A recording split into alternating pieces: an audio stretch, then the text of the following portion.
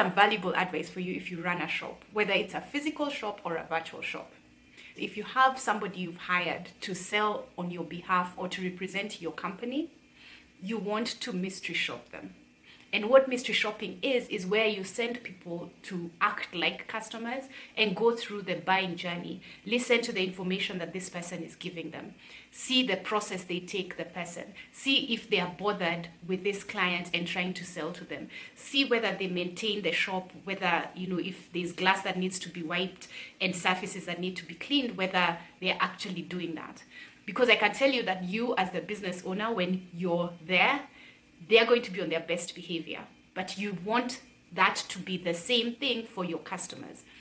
And I see this in businesses a lot, where you walk in and you have such a bad experience. And have you ever had like a really bad experience at a shop, and then you're wondering, I wonder whether the owner knows what's happening right now?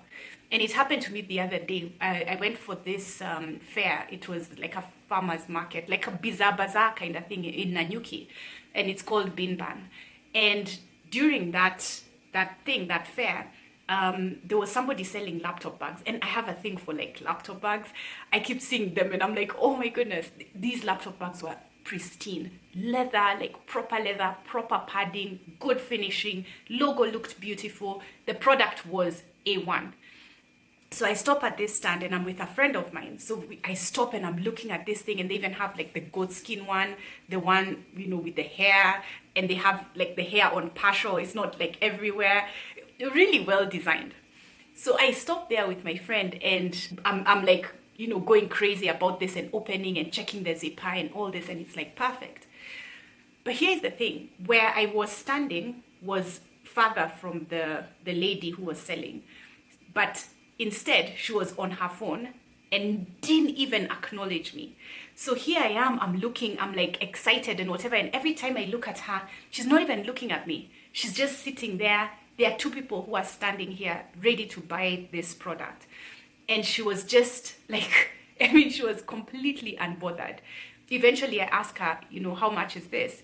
And when she says the price, she's still seated and like leaning on the table, like just ready to go back onto her phone once she's done saying the price.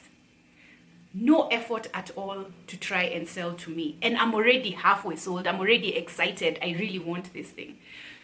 Then interestingly enough, I get introduced to the owner of this shop later on.